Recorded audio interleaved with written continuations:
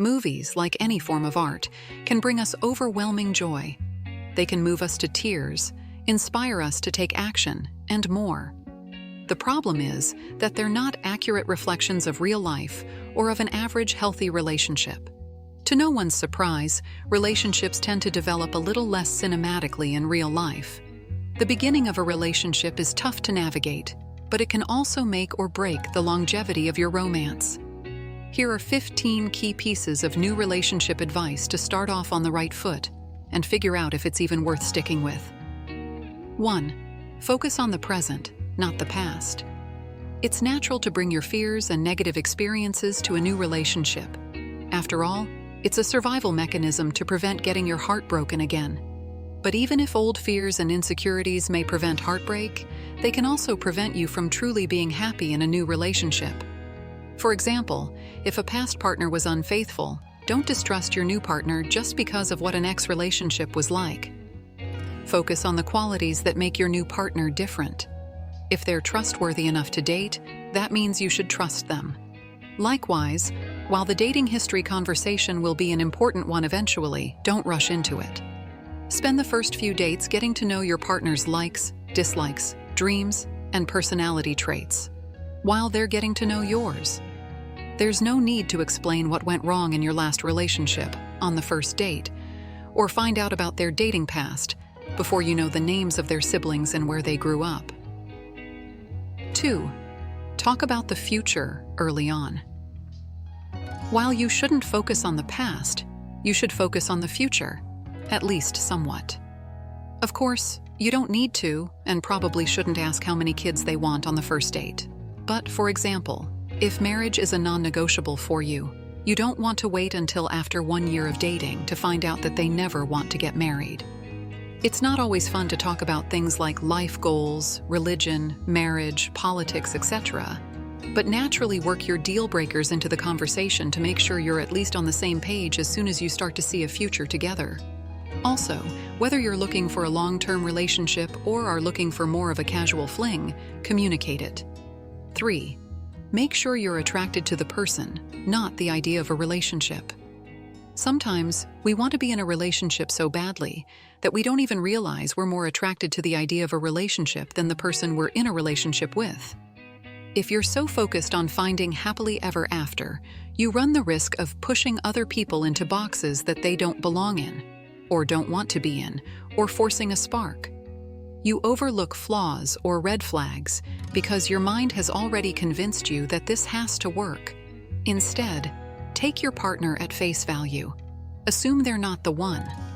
Would they still be someone you want to spend your time with? If you enjoy their company so much that you'd want to be with them whether or not they were the one, then you're likely attracted to them, not just a relationship. 4. Don't skip the sex talk. This should go without saying, but if you're not comfortable talking to your partner about sexual health, including STD testing, history, etc., then you're not ready to be intimate, or maybe they're not someone you should be intimate with. Discuss your likes, dislikes, and what you are and are not comfortable with while listening to theirs without judgment. Oh, and don't forget that the right time to be intimate is different for every couple. Screw the 3-date rule or any other guidelines. And remember that just one partner feeling ready is not enough. 5. Meet each other's friends. Since the relationship is new, you may be tempted to keep it all to yourself. However, meeting friends early on is crucial. The way you interact with each other's crew can give insight into your partner and what the relationship will be like. For example, if all of your partner's friends are huge douches you would never get along with, you might not know your partner as well as you think you do. Who chooses to hang out with douches if they're not a douche themselves? Likewise, having your new partner around your friends can illuminate potential red flags. Your friends might see something that you don't, or your partner might not get along with them as well as you had hoped. If you both fit in seamlessly with each other's group of friends, that establishes a mutual friendship, meaning you won't have to choose between hanging out together or with friends when you all get along swimmingly. 6. Don't have important conversations over text. Texting is a modern-day blessing when it comes to regular check-ins and sending funny memes to make your partner laugh while they're at work. However, texting should not be used for anything deeper than making plans. Discussing your feelings for each other or getting into disagreements should always be done in person. Not only can texting make in-person feel awkward, but a lot can also be lost in translation and cause more misunderstanding. If you feel an argument coming on and you're in a situation where you can't at least talk over the phone, let your partner know you'll discuss it when you can talk it through together. 7. Be yourself. Okay, so this one sounds so cliché, but it would save your date from a lot of wasted time if you had been 100% yourself on every first date and at the beginning of every new relationship. I get it. You try to be all chill and cool at the beginning. You pretend you watch horror movies instead of the Hallmark Channel. Even if you're still in the phase of shaving your legs before every date, be honest and upfront about your likes, dislikes, and who you are. Not only will it save you time and heartbreak with the people who aren't a good match, but it will also help the right person find you. 8.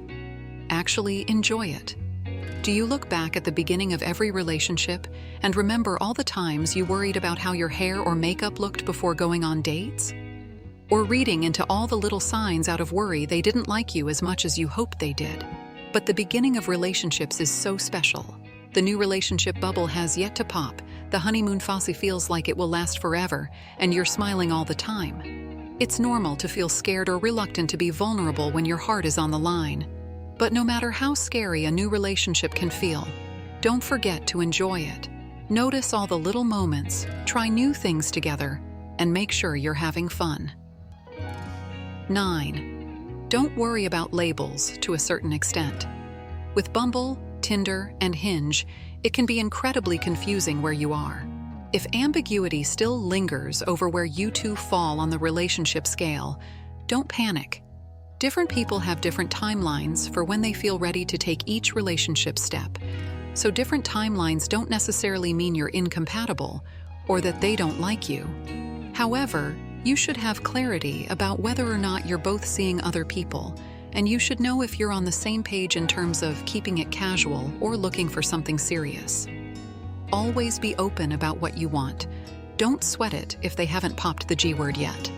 And if you run into that awkward situation on introducing them, just call them by their name. You don't need to clarify what they are to you, and it might cause a lot more confusion if you try to guess. 10. Know that red flags aren't suggestions and aren't going to go away. If you catch them in a lie, they're rude to the waiter, or they say something mean about a friend, guess what? It's not a one-time thing, and they're not going to change. Red flags are gut feelings that are telling you something isn't right. So listen to them. Ignoring red flags can only prolong the inevitable demise of a relationship and make the eventual breakup harder for both of you. Nobody's perfect. You might judge your partner and they might make mistakes. If it's simply a judgment or mistake, you'll be able to talk it through. If it's more of a gut feeling that this isn't right or an inexcusable behavior more than a mistake, run for the hills. 11. Spend some time apart. A new relationship is incredibly exciting. So exciting, in fact, that it's easy to get swept up in your life as a new couple and let the routines from your single life dwindle. Maybe you see your friends less often or spend less time on your hobby to spend more time with your new partner. Sure, it's a great sign that you want to be together all the time, but spending all of your time together and giving up your own independence and social life could set you up for a relationship disaster. No matter what, make sure you don't lose your friends or yourself. Avoid constantly texting or calling, and try your best to act like nothing has changed in your friendships. You shouldn't be looking for the person to share one life with. You're looking for the person to share your life with. 12. Stop bringing up your ex. Especially if you were not the one to break off your last relationship, it's natural to compare your new partner or new relationship to your old one. But remember how we're supposed to leave the past in the past? Remember this: your new partner is not your ex, and they don't want to keep hearing about your ex. Sure, you'll need to have the dating history chat to understand each other better, but otherwise, is it really necessary to ever bring up an ex? No one wants to feel like they're being measured against someone else, but it's also destructive to compare your relationship to past experiences instead of enjoying it for what it is. 13. Relationships aren't 50-50. They're 100-100. Some of the best relationship advice I've ever received is that relationships really aren't all about compromise or trying for 50-50. Contrary to popular misconception, you can't just contribute what you think is your share. For a happy, successful, long-lasting relationship, give all that you're capable of and expect the same in return. Of course, conflicts will arise, and will arise even more the longer you're together. But you both should be 100% in the relationship. You cannot split up relationship responsibilities like you split a check on a dinner date. 14. Communicate how you feel often. The start of a relationship can lay the foundation for the future, so pay particular attention to how you talk to each other and work through problems. If you're unsure of the right communication tools to use in your disagreements with your partner, consider consulting a relationship therapist. Your friends should not always be your relationship sounding board. Of course, you should have a strong support system, but when you get in a disagreement with your partner, think of turning inward instead of outward to fix it. Talk it through with each other instead of immediately complaining to your friends. Your partner is not a mind reader, whether it comes to date nights or sex positions.